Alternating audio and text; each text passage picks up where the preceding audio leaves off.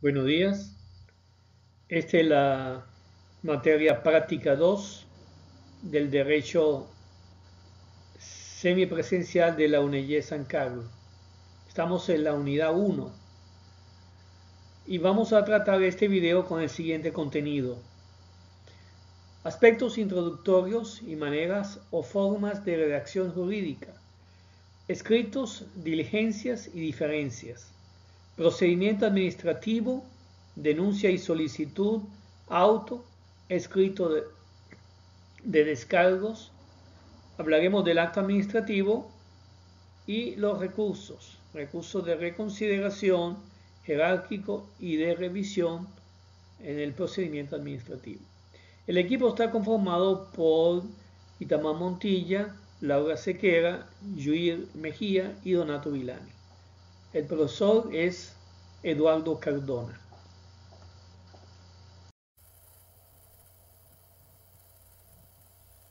Me corresponde hacer la presentación de los aspectos introductorios sobre maneras o formas de redacción jurídicas. Comenzamos con una breve introducción sobre el concepto y la importancia. Comenzamos con nuestra premisa. El profesional del derecho debe tener en cuenta que los estudios generales del lenguaje son la base de su carrera para poder emprender adecuadamente el estudio del derecho. Citamos: esta función para el profesional del derecho no es nada fácil, sobre todo porque el abogado debe comenzar a interesarse en el lenguaje y poder enriquecerse de todo lo que ofrece.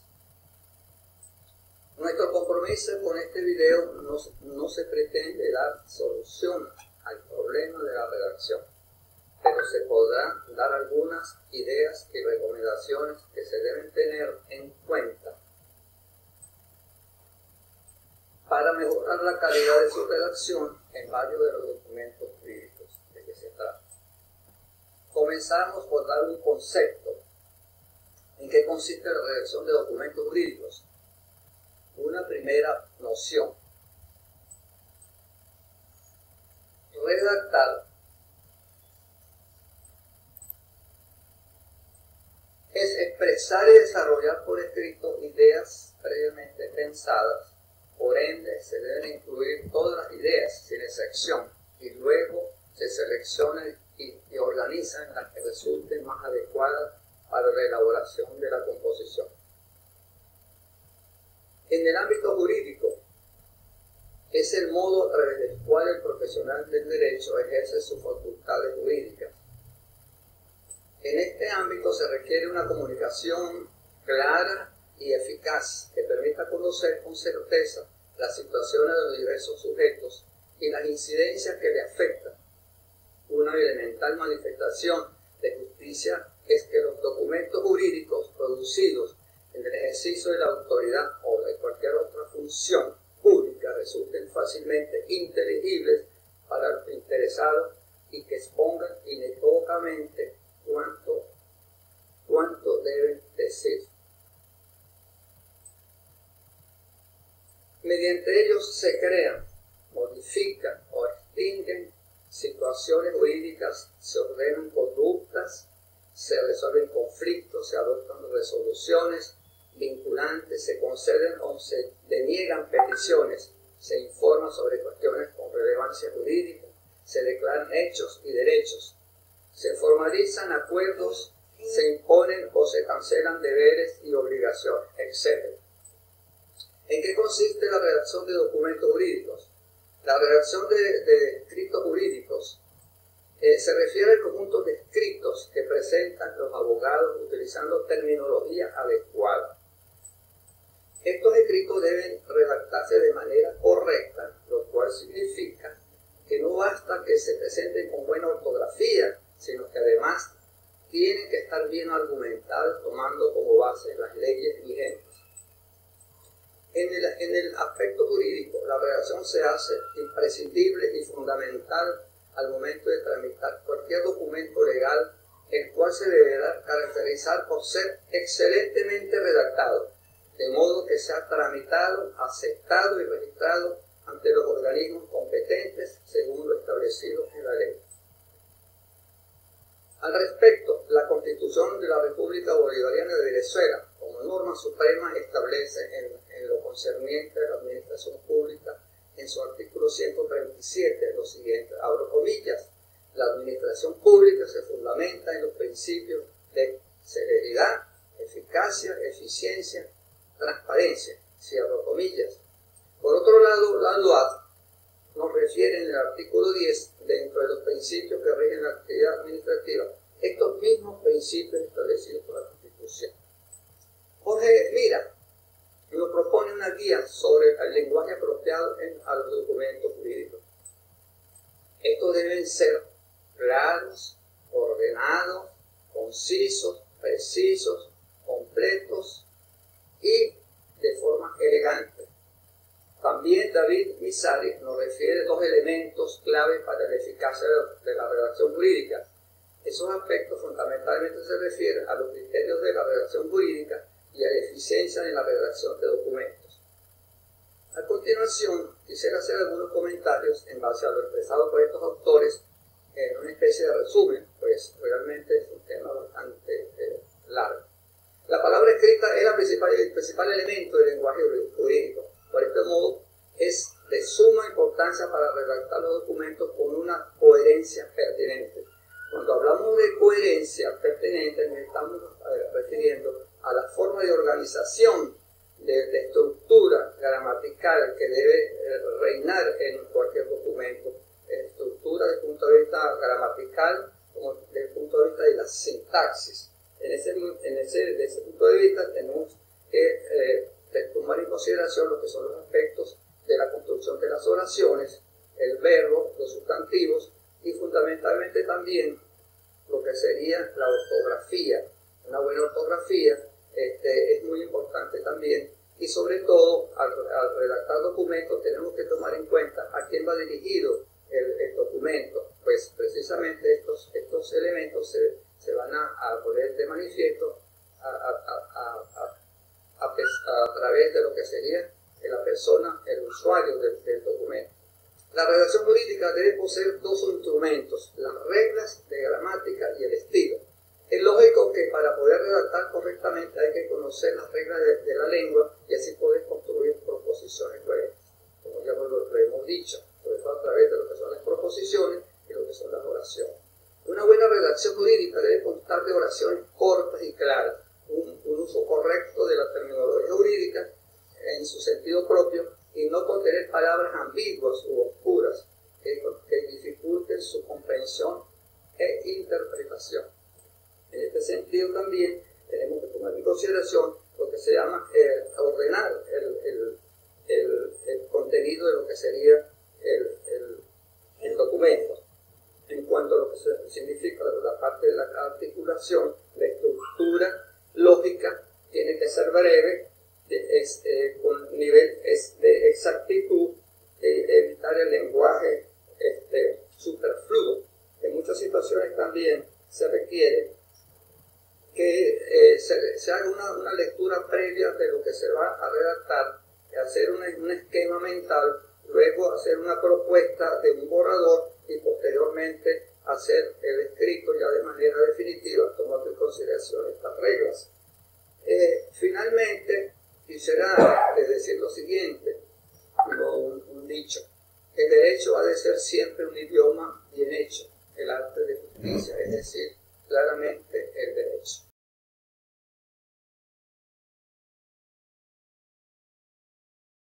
Saludos, mi nombre es Laura Sequera.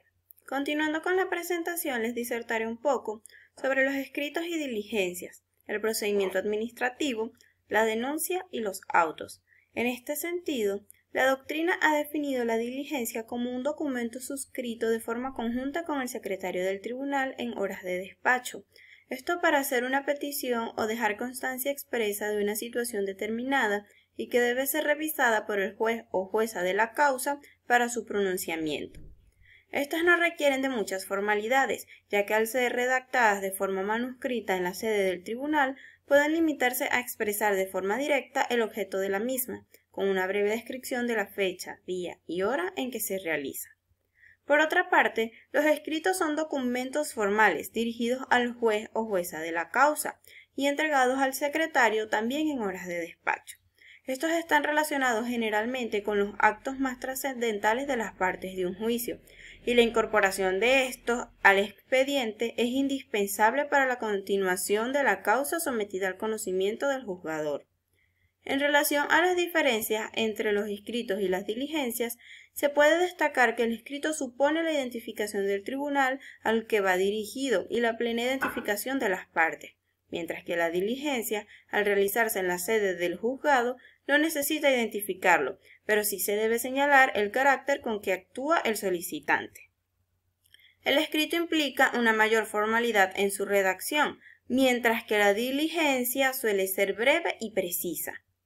Los escritos se relacionan en la mayoría de los casos con actuaciones directas y de fondo de la causa sometida al conocimiento del juzgador, mientras que las diligencias con cuestiones de forma y de mero trámite. En otro orden de ideas se hace referencia al procedimiento administrativo. El término procedimiento, usado en la Ley Orgánica de los Procedimientos Administrativos, significa que existe un conjunto determinado de prescripciones legales que deben observarse en el curso de la tramitación de una solicitud o recurso administrativo. En este sentido, debe existir un nexo recíproco entre los actos que integra el procedimiento administrativo, en virtud que ellos constituyen las formalidades, los trámites y los requisitos. Como todo procedimiento, existen fases. Estas fases son la fase número 1, la cual es la de iniciación. Esta fase puede comenzar de oficio, que es cuando la iniciativa procede de la administración pública y comienza por una decisión de la autoridad administrativa competente y constituye un acto de trámite. También se puede iniciar por instancia de parte. Esto es mediante una petición o solicitud presentada por el administrado que busca poner en marcha el procedimiento administrativo ya establecido. Esto se encuentra consagrado en el artículo 48 de la ley en comento. La fase 2 es la fase de sustanciación. Esta existe entre la de inicio y la de terminación. Y en esta se realizan una serie de actuaciones destinadas a ilustrar al órgano que ha de tomar la decisión sobre las cuestiones planteadas. Entre ellas están los alegatos, las pruebas y los informes. La tercera fase es la fase de terminación. Esta es la decisión final del procedimiento y comprende el acto decisorio que pone fin al procedimiento administrativo. En cuanto al procedimiento especial, son 3. El primero es el procedimiento sumario. Está establecido en el artículo 67 de la ley en comento y tiene una duración de 30 días. Se inicia de oficio y se abre cuando la administración pública lo considere conveniente. Debe indicar en el auto que es un procedimiento que se sigue por el ya mencionado artículo de la ya mencionada ley, es decir, sumario, y que se puede convertir en procedimiento ordinario si la complejidad del asunto así lo exige. Esto último lo establece el artículo 68 de la ley en comento. El segundo es el proceso simple. Este está establecido en el artículo 5 de la ley que se viene mencionando. Es un procedimiento especial que se inicia solo a instancia de parte, a diferencia del ordinario que dura 4 meses más. Este dura 20 días. No necesita sustanciación como el procedimiento ordinario y el procedimiento sumario. Y 3. El procedimiento sancionatorio está establecido en el artículo 100 y siguientes de la ley en comento y establece que todo empleado se presume inocente hasta que se le pruebe lo contrario. La carga de la prueba la tiene la administración pública y ella es la que debe demostrar que el administrado cometió una irregularidad. Otro aspecto importante de mencionar es la denuncia. En el caso de existir una denuncia por decisión del órgano competente y en los casos expresamente previstos en las normas legales, se inicia el procedimiento de oficio. En cambio, cuando existe una solicitud escrita por parte del administrado, el procedimiento se inicia a instancia de partes. En este segundo caso, el procedimiento iniciado a solicitud de la parte interesada requiere obligatoriamente la solicitud o petición del particular, una persona natural o jurídica que reúna la condición de interesado calificado, es decir, que sea titular de una pretensión subjetiva y concreta, un derecho subjetivo típico o un interés legítimo personal y directo, susceptible de obligar a la administración pública al inicio del procedimiento y a su correspondiente sustanciación y decisión. Por otra parte, el auto es una resolución decisoria y en la mayoría de los casos es posible impugnarlo mediante la interposición de un recurso judicial. Existen dos tipos de autos, los cuales son los interlocutorios y los de trámite. Los autos interlocutorios se refiere a toda aquella decisión judicial que resuelve una controversia incidencial suscrita entre las partes en un juicio. Se distingue de la sentencia definitiva en que ésta resuelve el asunto principal objeto de litigio. En este sentido, la razón por la que se denomina interlocutoria es porque sus efectos jurídicos en relación con las partes son provisionales, en sentido que pueden modificarse sus consecuencias a través de una sentencia definitiva.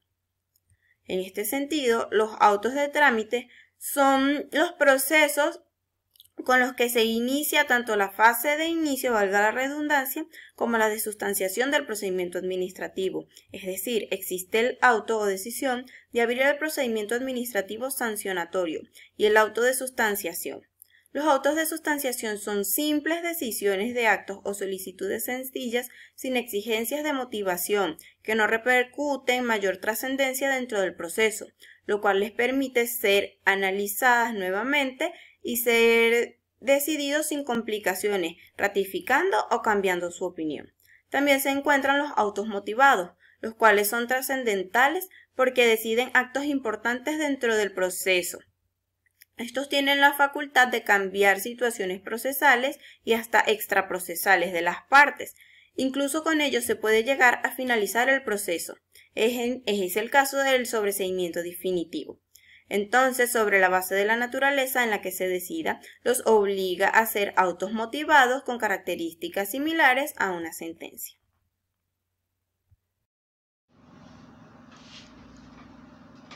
Mi nombre es Yurmalí Mejía, soy estudiante de la carrera de Derecho de cuarto año en la UNEYE. Hoy les vengo a hablar acerca de los procedimientos administrativos. ¿Qué son los procedimientos administrativos? Son las sucesivas fases que se le siguen a un trabajador que ha incurrido en una posible falta grave, según la ley que lo regula. En este caso, la Ley Orgánica de Procedimientos Administrativos, LOPA. Existen dos modalidades de procedimientos administrativos, el ordinario y el especial.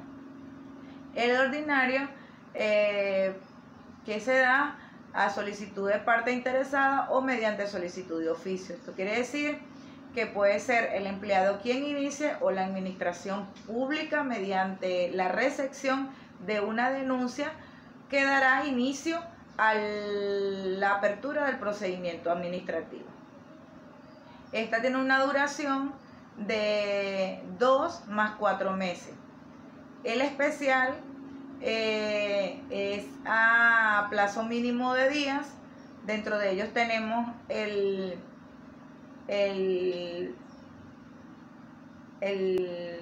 sumario, que tiene un plazo de 30 días, el simple de 20 días y el sancionatorio. Dentro del proceso administrativo, del procedimiento administrativo, tenemos unas fases que cumplir, o se dan unas fases dentro de este procedimiento administrativo, que es la fase de inicio, la de sustanciación y la de terminación. ¿Qué es la fase de inicio? Es la que apertura el procedimiento administrativo. Puede ser de oficio o mediante solicitud de las partes interesadas. La de sustanciación, que es donde se publica, se notifica al empleado de las posibles causas que originaron el inicio del procedimiento administrativo por el cual está siendo cuestionado. El de terminación, que es la decisión final del procedimiento administrativo, es donde se determina el auto decisorio para poner fin al procedimiento administrativo. puede ser de normal según el artículo 60 o por caducidad o por desistimiento. Los autos. ¿Qué son los autos? Es la resolución decisoria que en la mayoría de los casos puede ser impugnada mediante recursos jurídicos.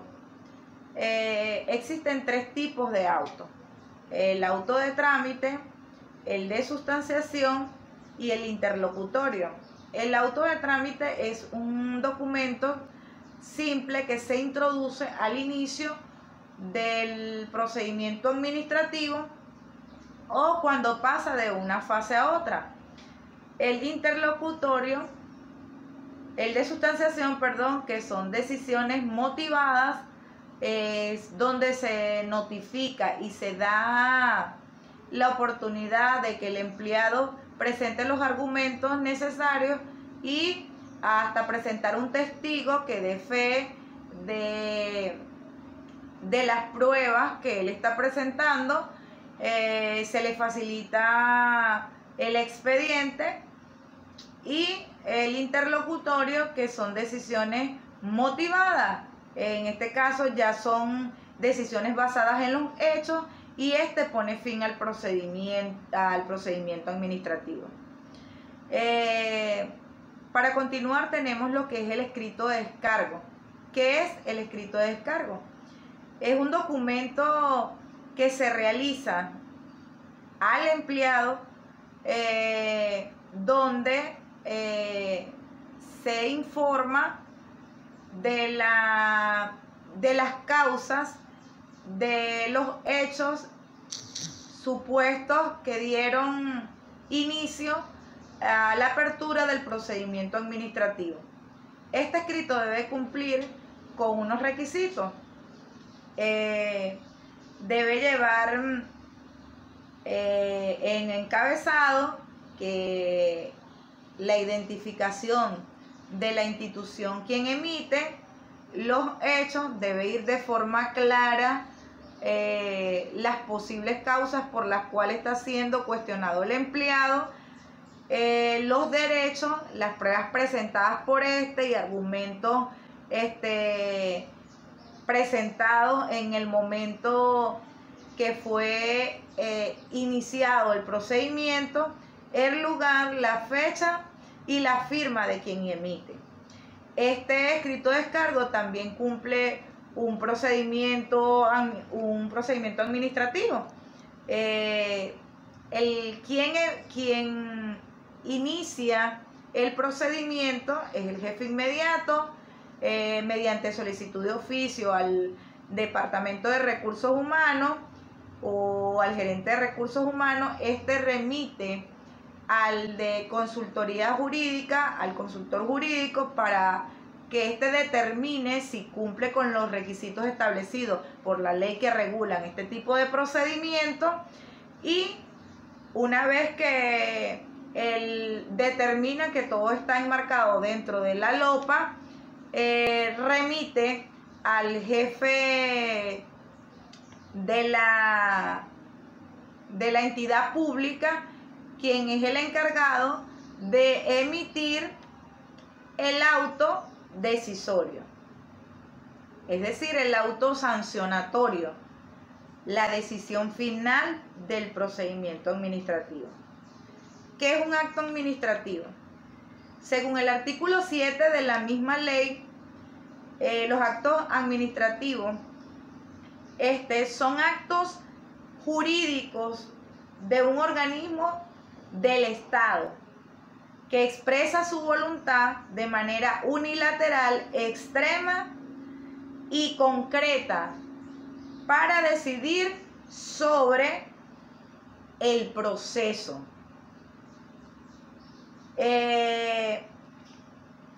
Toda declaración de carácter general y particular dirigido o establecido por la administración pública dentro del proceso es un acto administrativo. Continuaré este video hablando de los actos administrativos y de los recursos administrativos. En cuanto a los actos administrativos, se entiende por acto administrativo las declaraciones de voluntad, de juicio o de conocimiento emanadas de los órganos de la administración y que tengan por objeto producir efectos de derecho generales o individuales. La LOPA, en su artículo 7, hablando de este asunto, dice: se entiende por acto administrativo toda declaración de carácter general o particular emitida de acuerdo con la formalidad y requisito establecido en la ley por los órganos de la administración pública. Y el artículo 8 muestra lo siguiente: los actos administrativos que requieren ser cumplidos mediante actos de ejecución deberán ser ejecutados por la administración en el término establecido. A falta de este término, se ejecutarán inmediatamente. Debe contener un acto administrativo. Según el artículo 18, todo acto administrativo deberá contener, primero, nombre del ministerio u órgano u organismo que pertenece al órgano que emite el acto. Segundo, nombre del órgano que emite el acto. Tercero, lugar y fecha donde el acto es dictado. Cuarto, nombre de la persona u órgano a quien va dirigido. Y quinto, una expresión sucinta de los hechos, de las razones que hubiesen sido alegadas y de los fundamentos legales. Continuaremos hablando de los recursos administrativos. Los recursos administrativos surgen como un remedio a la legal actuación de la administración. Son medios legales que el ordenamiento jurídico pone a disposición de los particulares para lograr, a través de la impugnación, que la administración rectifique su proceder. Son la garantía del particular para una efectiva protección de una situación jurídica. Y hay disposiciones generales en la LOPA. Por ejemplo, el artículo 85 dice: los interesados podrán interponer los recursos a que se refiere este capítulo contra todo acto administrativo que ponga fin a un procedimiento, imposibilite su continuación, cause indefensión o lo prejuzgue como definitivo, cuando dicho acto lesione sus derechos subjetivos o intereses legítimos, personales y directos. Y por su lado, el artículo 86 menciona: todo recurso administrativo deberá intentarse por escrito y en él se observarán los extremos exigidos en el artículo 49. ¿Qué dice el artículo 49? El artículo 49 dice: cuando el procedimiento se inicie por solicitud de persona interesada, en el escrito se deberá hacer constar algunos aspectos. Primero, el organismo al cual está dirigido. Segundo, la identificación del interesado y, en su caso, de la persona que actúe como su representante, con expresión de los nombres, apellido, domicilio, nacionalidad, estado civil, profesión, número de cédula, pasaporte. La dirección del lugar donde se harán las notificaciones pertinentes. Los hechos, razón y pedimento correspondientes, expresando con toda claridad la materia objeto de tal solicitud. La referencia a los anexos que lo acompañan, si tal es el caso, y cualquier otra circunstancia que exigen las normas legales o reglamentarias. Y por último, la firma de los interesados. Hay tres recursos que vamos a analizar: el recurso de reconsideración, el recurso jerárquico y el recurso de revisión. Empezaremos con el recurso de reconsideración. Esto está tomado en la sección segunda del capítulo 2 del título 4 de la Ley Orgánica de Procedimiento Administrativo. En su artículo 94 dice, hablando del recurso de reconsideración: el recurso de reconsideración procederá contra todo acto administrativo de carácter particular y deberá ser interpuesto dentro de los 15 días siguientes a la notificación del acto que se impugna, ante el funcionario que lo dictó. Si el acto no pone fin a la vía administrativa, el órgano ante el cual se interpone este recurso decidirá dentro de los 15 días siguientes al recibo del mismo. Contra esta decisión no puede interponerse de nuevo dicho recurso. Tenemos algunas consideraciones de este recurso. El recurso de reconsideración recibe distintas denominaciones, así pues se le conoce también como recurso de reposición, recurso de revocatoria, recurso de oposición. Y se presenta ante el mismo órgano que dictó un acto para que lo revoque, sustituya o modifique. Precisamente por dirigirse el recurso a la misma autoridad que dictó el acto impugnado, podríamos dudar de que pueda funcionar realmente como medio de impugnación o de defensa del particular. Porque reconsiderar es examinar en profundidad y no de manera superficial.